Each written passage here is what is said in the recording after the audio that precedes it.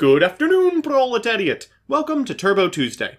Here at MBT Industries, we are constantly innovating our way to the Yugist revolution. Now, the working duelists of the world can't be led by just anyone, so before we can begin disassembling the oppressive metagame, we need to locate the boss to end all bosses, combing through 20 years of Yu-Gi-Oh! History in the process.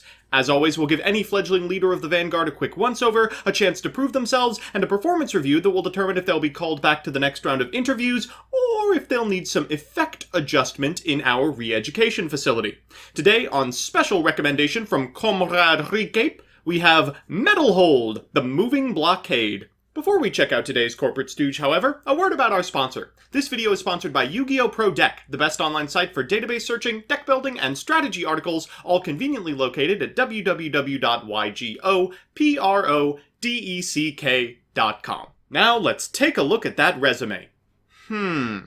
Activate this card by targeting any number of level 4 machine-type monsters you control. Special summon this card as an effect monster, machine-type Earth level 4, attack 0, defense 0, then equip those face-up monsters to this card. This card is also still a trap card.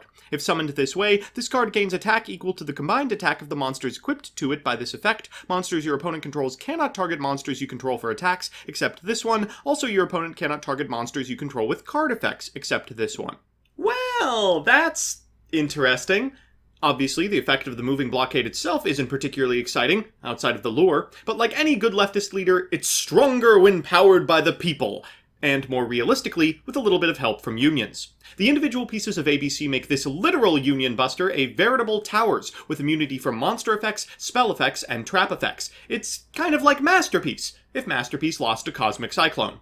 We'll slot you into Adamancipator, which should be a fine shell with which to set up both an ABC and the Curious Griffin combo necessary to make the moving blockade in the first place. So with that, let's send our leader to the Edo Pro ladder. So it's time for our boss's on-the-job training, and how ambitious to be playing against Infernoble Knight, though you wouldn't know what it was based on the opener. We're going to lead with a copy of Unexpected Die to summon a Destroyer Golem from hand. Next we'll special summon a copy of Adhara, then fire off a Miracle Rupture to get a copy of Revival Golem to our side of the field. Things are a little crusty because we have the O-line in hand, but we'll fire a Gallant Granite to get a Block Dragon, and then link summon a Hauka Fibrax. We'll activate Hauk's effect for a Dragon Buster Destruction Sword, then summon the Block Dragon and the O-line to make a Barricade Borg blocker. This is because of type disparities. Usually we would want to go into Union Carrier. We'll trigger the effect of Block Dragon and finally make Union Carrier with 2 machines using Elpie's effect to get a Brotar from deck. We'll fire off the Brotar targeting the Union Carrier, then go into a Saruya 4-3, which will special summon the B from hand. We'll then activate the effect of Union Carrier, equipping our B with a Union Driver, followed by an A, and then special summon the A from the Spell and Trap card zone, so we can trigger the effect of Saruya and make a Nightmare Cerberus. You might be wondering why we're making this monster with nothing on our opponent's side of the field. Well, it's because once we make the Block Dragon, we can make a Curious. We'll fire off the Curious for a copy of METALHOLD, the moving blockade, then bring back Block Dragon, go into Griffin, pitch the C, the last piece remaining in our hand, make a link cross for zones, and end on an ABC Dragon Buster. In draw phase, we're going to activate the effect of ABC Dragon Buster, bringing back all the pieces, and flip METALHOLD, equipping them all. Good luck to our opponent. You'll need it.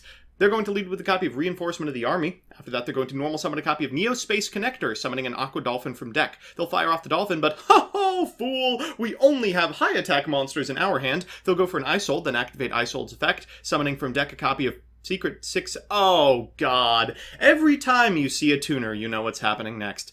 Well, it's time for Martial Metal Marcher, and I am immediately put to sleep. They'll bring back this copy of Secret 6 and go into Chasanoko, using Borreload Savage Dragon's effect to equip the Isold. Next is Hauka Fibrax, and it'll summon the O-Lion from hand, going into an Auroradon. This triggers the effect of the Mecha Phantom Beast O-Lion in Graveyard, as well as the Mecha Phantom Beast Auroradon on field. They'll destroy our A.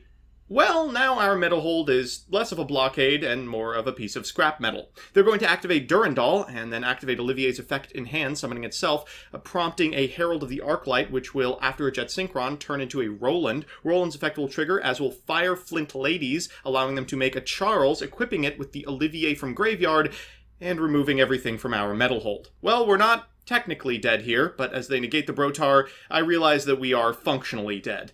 We're going down to 1800? It's got to be something amazing off the top, especially with the God Phoenix Gearfried in hand, and we draw for turn? Not enough.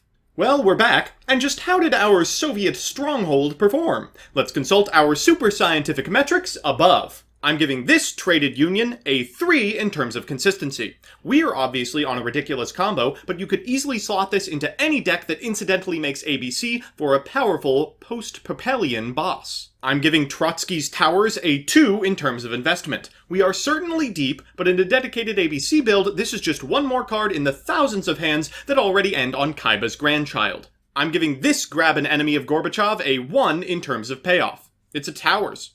That's it. Removing any of the pieces from the pile completely nullifies its effect, it's not likely to make it through a combat step, and it doesn't add anything to your overall game plan. That said, my final verdict is a pass on METALHOLD the Moving Blockade. Jillian, call the scraps. They're about to get new support.